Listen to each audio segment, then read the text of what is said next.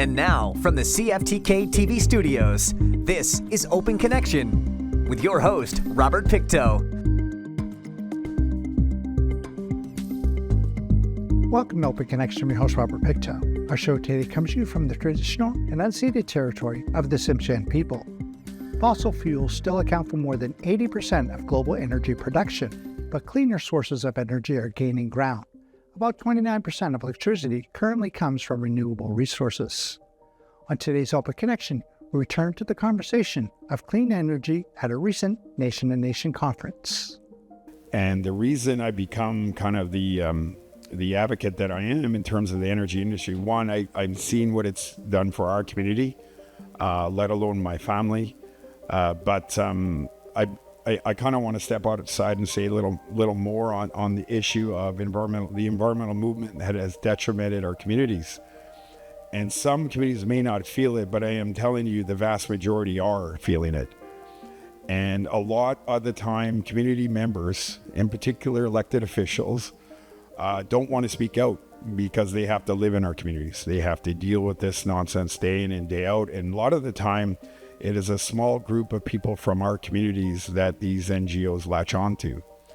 And it's extremely frustrating for a lot of our members, no matter what community you're from, because you have to confront the issue. And a lot of the times that's never the case. What happens is they confront the person.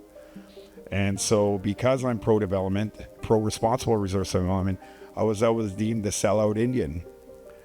And so if trying to bring prosperity to get away from managing poverty so we could help generate intergenerational wealth for the next seven generations is a sellout, then by all means I'll wear it with a badge of honor.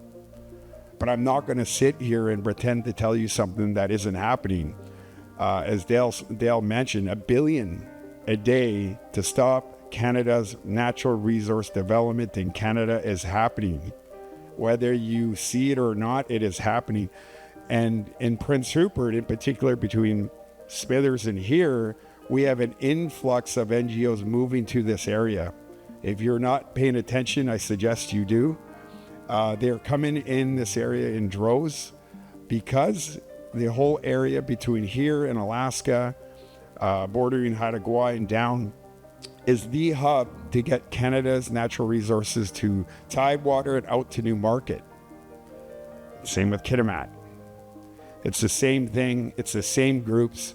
I am so frustrated with this. And the only way, I believe, Dale, the only way that these groups will get out of the way and stop preventing us from being a prosperous nation to be a part of Canada and not a part from Canada, and so that we could be a global powerhouse, is if the leaderships align along the route, the pipeline route, and the terminus side. We work together with our neighbors, with the Haija, the Tanishka, and we tell these individuals to leave our challenges onto our own and leave our territories. That is the only way this is going to work. In case anybody didn't notice this morning, very bad news about electricity across the globe. One of the international study groups, the International Energy Association, just released figures for electricity access for nations across the world. And for the first time in recorded history, the amount of people that have access to electricity has dropped. So if you thought from 1960 to 2021, the amount of people, including third world countries, getting access to electricity was rising, no, it's fallen. And it's falling because of the energy crisis that exists, and it's partially due to these environmentalists pushing a unsustainable agenda, and we've got to fight against that. So one of the questions I want to ask you, Zachary, keeping that in mind, is COP27 started yesterday, and Canada, for the first time in its history, has invited energy companies to be at the conference. It created a whole stir within the community and the people that are in that conference, because it includes also oil sands companies, right? But like the energy minister said, we need our transition needs to include the oil and gas companies, and you can't do without them. And they've got to make that realistic. And there is for First Nation representatives at that conference. They wouldn't say who, but I am upset that Chief Crystal Smith wasn't at that conference. Why wasn't she there promoting LNG, the cleanest fossil fuel burning source for energy, and categorized as a green energy option in Europe? So how are we going to send a message out to the world that First Nations need to be part of this climate change initiative as well? Open Connection will be right back after these messages. And now, from the CFTK-TV studios, this is Open Connection with your host, Robert Pictou. Thank you for staying with us. Originally published in 1876, the Indian Act still prevents ownership of assets, and with no collateral, commercial interest rates offered to Indigenous communities and companies are too high. Let us return the conversation as Zachary responds on how this affects Indigenous communities today. Looking at the impact that ownership of these resource projects plays in for some of these Indigenous communities, and part of that that we've advocated for is our Ownership Changes Everything campaign. And part of that campaign is encouraging and celebrating ownership in resource projects. We just saw with a deal or an agreement between Enbridge and 23 First Nations and Métis communities in some of their Athabasca region pipelines. And that's a huge deal. And we really celebrated that. But you don't hear some of these environmental groups or activists celebrate that because it goes against their narrative. And so I think a big part is advocating for ownership in these resource projects and advocating for tools that could be used for access to capital for some of these projects. Part of our Ownership Changes Everything campaign is that we have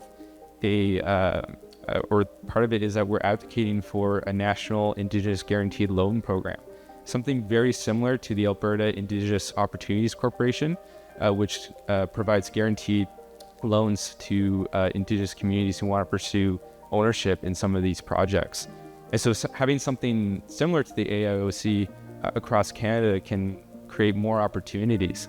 I think another thing too, when you talk about that, Dale, is the unfortunate relationship between government and industry, and there's not really much of a working relationship. And if we're going to tackle climate change, we need to be working together, not working against each other. And so some things like the proposed emissions cap policy is definitely a huge, would be a huge detrimental impact, not only for industry, but also our Indigenous communities who are heavily involved in oil and gas and in energy.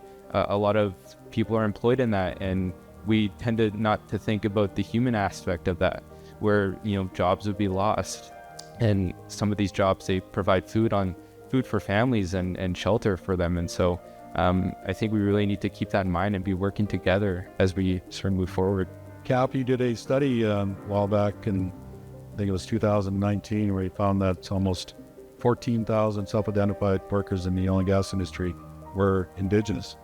So I think that's something that the rest of the world needs to see. And when this CGL pipeline is finished and the gas plant goes into operation, you can be sure with the leadership of chiefs like Chief Crystal and other chiefs along the pipeline and their coalition will ensure that First Nations are involved in the OM in that project. So Chris, what do you think? How do we improve access to the global scene, getting Crystal Smith and other leaders to join that instead of government funded organizations? Well, it's access to mainstream media, as you understand. It's been extremely frustrating for the industry because, as you alluded to, the amount of money being poured into lobby the federal government from the NGO movement is incredible. It's more than I've ever seen in my entire life, and that's including the entire oil and gas sector. I had mentioned, sorry, Crystal, I'm going to put you on the spot, but I had mentioned to Crystal when I got back from visiting the High Commission in London, England, I can tell you that they're just as frustrated with what's happening in Canada. This is an office that is supposed to advocate for Canadians and in general, whether it's social, economic, health, education, and they're super frustrated. So when they heard myself and Karen Ogan talking about the vast majority of Indigenous people are in favor of responsible resource development, they were completely flabbergasted, but also elated. So there is the High Commission, the European High Commission in Ottawa. And I had mentioned to Chief Smith and I mentioned to Chief Layton and a number of others.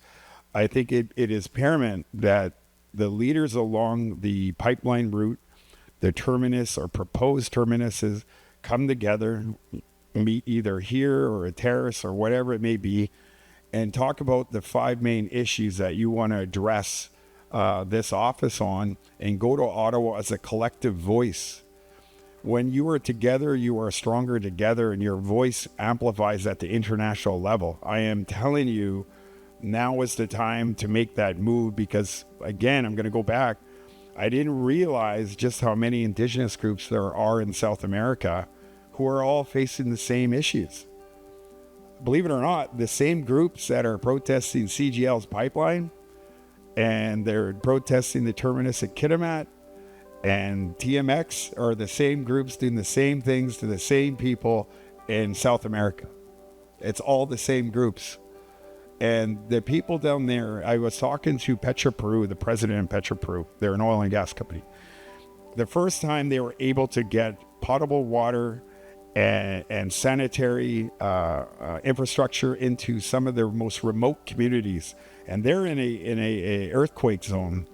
Because of these protests, because of the pushback, they had to put a halt to moving their project forward for now, which means money stopped flowing. And so now a lot of the Indigenous groups, which if you want to see impoverished nations, you come to some of these communities and see for yourself what poverty is. You think we have challenges here in poverty. With poverty, go down there, and I'm going to tell you it's night and day.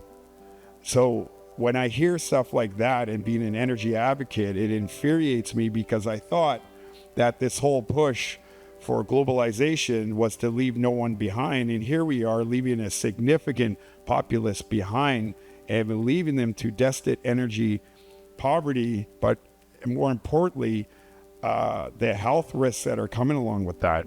So there's this whole narrative out there that is being completely misrepresented, that the oil and gas sector is somehow the big bad boogeyman, when that is completely not the case. And so I think it's important, imperative, that the leaders align along the route, and whatever route, and you get ahead of that messaging before these NGOs get to Ottawa. You have to take a proactive approach, or else they will continue to dictate the future of your community. And that is a fact. Open Connection will be right back after these messages. And now, from the CFTK-TV studios, this is Open Connection with your host, Robert Pictou.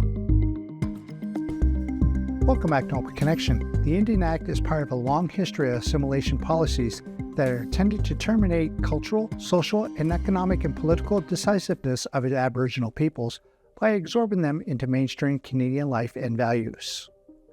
Let us return the conversation as the panel takes some questions from the audience.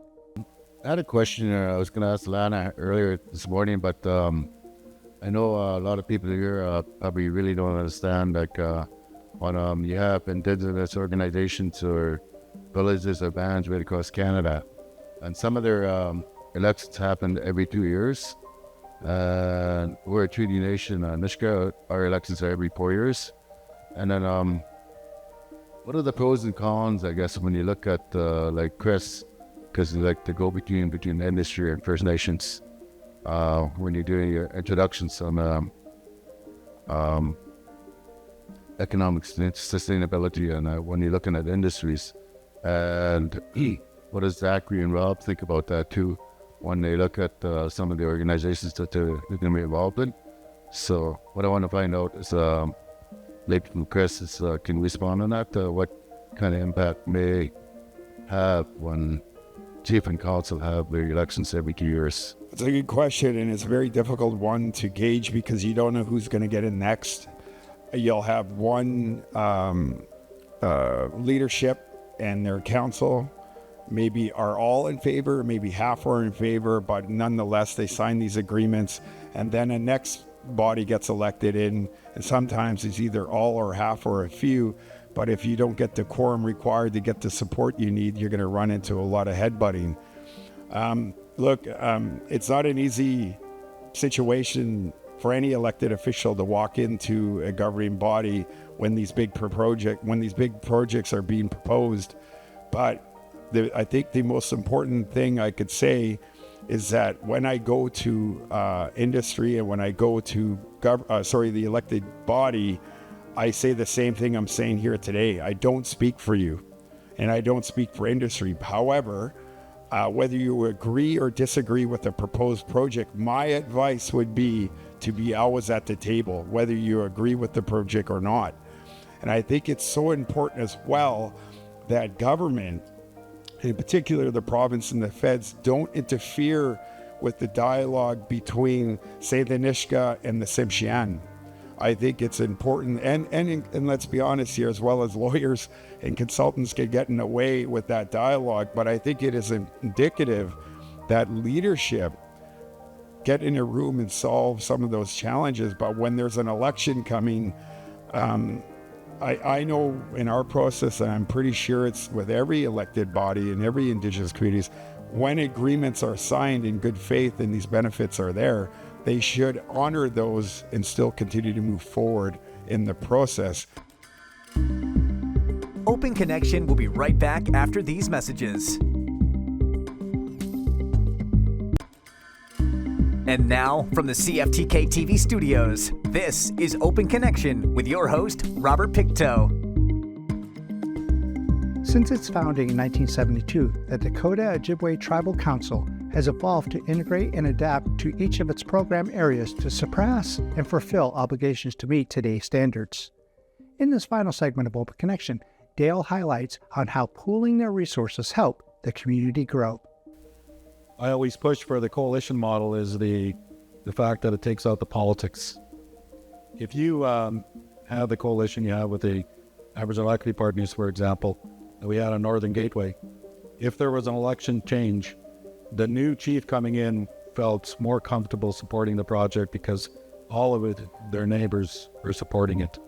So that's how the coalition model, works against political interference. And you see it with working models like the Ojibwe, Dakota Ojibwe Tribal Council in southwestern Manitoba. It's comprised of 9 First Nations. In 1972, when they celebrated their 50th anniversary of this organization, in 1972, they pulled together all of their social housing monies. And they knew that every time they got this, and it was amounts of, $20,000, $40,000 each, they were small communities. It didn't help them. It didn't build a house for them. It hardly paid for any real CMHC financing. So they pooled their monies together and they bought a few houses to start. 2022, they have over almost 800 houses. And these 800 houses are accessible by First Nation members from those 9 communities. They can go to Winnipeg, they can go to Brandon, they can rent a house at a preferred rate, they can get a homeowner's agreement for rent to own at a preferred rate, and it's been just a huge asset for them. The Manitoba Métis Federation started one exactly 1 year after that, and they have over 1,000 houses for their members. So it's coalition models like that work. And I can remember in 2008 when I was working with Clipper, they got a new chief in there, Chief Brown for Chinabuaka.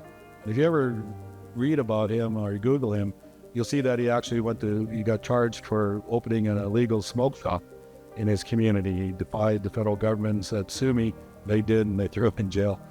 But he entered one of the meetings of the coalition of the Dakota Ojibwe Tribal Council, and he said, "I want to take out all my community's houses, and I want you guys to write me a check." And that could amount to almost 100 houses. It was, millions of dollars. And all the other chiefs looked at each other and said, this is not what we're about. This is not about making money. This is about supporting our community members. And if we ever voted for that sort of thing, then we're leaving over 100 families we're kicking them out of their house because we have to sell them. That's not what we're all about. So they voted and they turned down Chinookwaaka's request. So that takes the politics out, and I think that's important, and it's one of the reasons we support the coalition model. Yeah, thank you. Very interesting.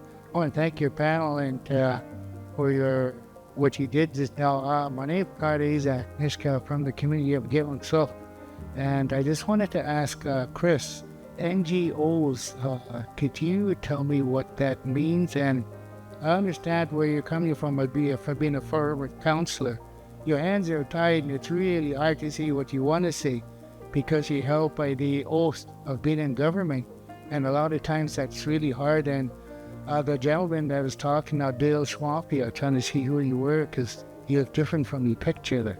I was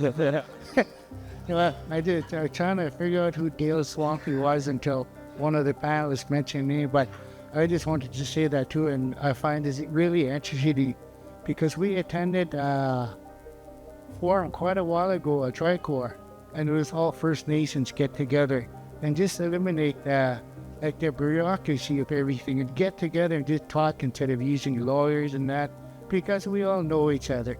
And I just wanted to thank you again for your presentation, but I just wanted to ask Chris what you meant by NGOs. Thank you. Sure, yeah. So it's non-government organizations that are not bound by the same policies and rules as a regular organization that is incorporated through the laws of the government.